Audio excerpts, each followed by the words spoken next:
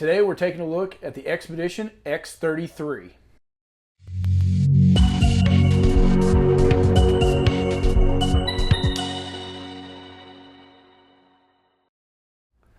Welcome back to Mike's Archery's YouTube, and today we're taking a look at the brand new X33 from Xpedition Archery. Now let's just run down the specs on this bow.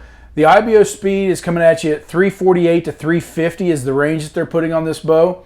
And this is the longer brother to that X30 that we looked at earlier in the year. Now the axle to axle spec from Xpedition is 32.5, give or take about a 1/4 inch, giving you that 33 number and just about a 33-inch axle to axle, which is a nice long platform. I personally like a little longer bow, so it's going to be a little more stable, a little more forgiving with that longer axle to axle. Now the brace height on this bow is coming to you at 6.5 inches. And with that, it's falling right there in the middle of the road with pretty much everybody's bow. It's not really long, it's not really short, so it should be a comfortable spot right there in the middle. Now, for the factory weight on this bow, Xpedition is advertising this bow at 3.7 pounds. We took it over, threw it on the scales. With everything on it out of the box, it weighs 4.2, so it's a little bit heavy, but we did take the limb dampeners out of the limbs, and those things do pack a little bit of weight on there, and it brought it down to an even 4 pounds. So you're right there close. It's coming in just a fudge heavy. I figure if you take probably the string stop off of it or something like that, and maybe a couple other little things that we're not seeing, it'll get it down to that 3/7. Now this bow does come with a few weight options, so you can get this bow all the way down to a 50-pound max, but it also is available in that 60, 65, and 70-pound. So giving you a wide range of draw weights to be able to fit most every shooter. Now the draw length adjustment on this new cam that they put on this bow is going to go from 26.5 out to 31 inches, which gives you quite a good range of draw length adjustment and is going to fit some of those longer draw options. A lot of times we see these bows stop at 30 inches and it just doesn't fit you guys with a little longer draw. So you're going to get that extra inch out of it going to 31 inches, which is nice. It's going to be able to fit a few extra folks on this 33-inch model. Now the let off on what they're calling their lever cam, but just looking at it, it's basically a hybrid cam that we've seen in the past from most folks.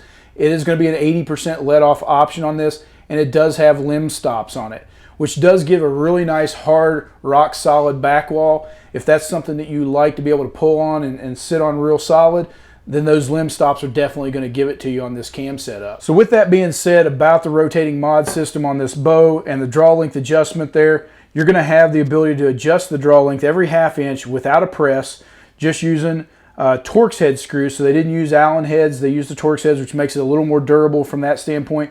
And you're going to be able to adjust that just with a simple slide of the mod. Now this new riser is coming at that carbon riser market, and it is a proprietary mixture. It's not a true carbon riser. It's what they're calling X-Loy by Magnite, and it is a combination of several alloy metals formed into a carbon resin and then formed into this riser that they're actually milling out. So it gives it kind of that in between the road. It gives it more of that stiffness and feel of an aluminum riser, but gives it that lighter weight of more of like a carbon riser. With the new riser came a few features on this bow. It's got a really nice thin grip, so more of a target style grip, and some great cutouts to give it a great look. It's going to give you a good feel in your hand. It's nice and slim, going to sit in there real solid. And then from the bottom standpoint here, they put a lower stabilizer hole on the back. So you're going to be able to run your front bar, back bar off this, kind of weight this up a little the way you need it to get the right balance out of this bow. It does have double burger button holes, which we kind of like. It gives you the ability to lock that rest down if you can get both bolts in there. Then they put this really short cable rod on here.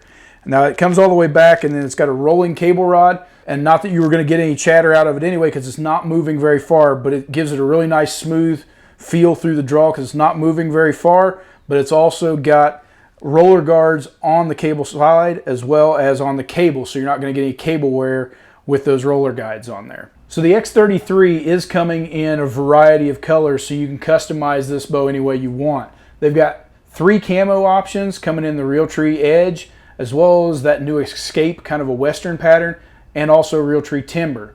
It is also available in 3 solid colors, being black, sand, and green.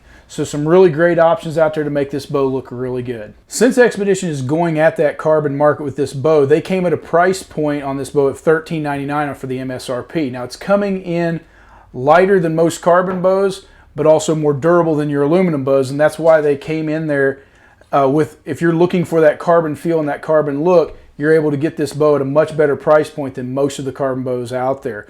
So if you're looking for something like that, take a look at the Xpedition. Now we're going to step over here and take a few shots out of this bow and just see how it performs. As always, we are using our 400 grain arrow, shooting this bow on 70 pounds and a 29-inch draw length, and we'll just kind of see what numbers this thing puts up. So we've stepped over to the lane and we're going to take a couple shots out of the X33 here and just kind of see what speed numbers it puts up, as well as what the decibel meter tells us, and kind of give you an overall feel for how this bow shoots. So let's take a couple shots and see what we get.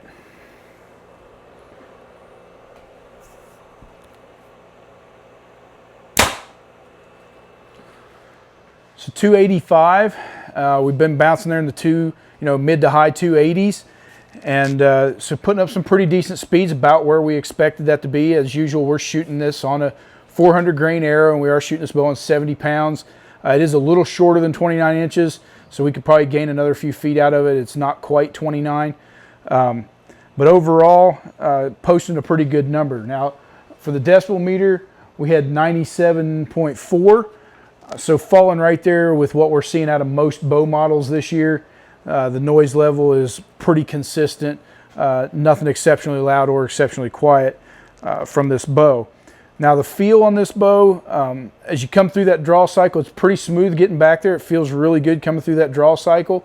And then that limb stop, you definitely feel that hard limb stop at the back end. You can definitely feel that solid back wall, no creep, no valley there once you drop into it.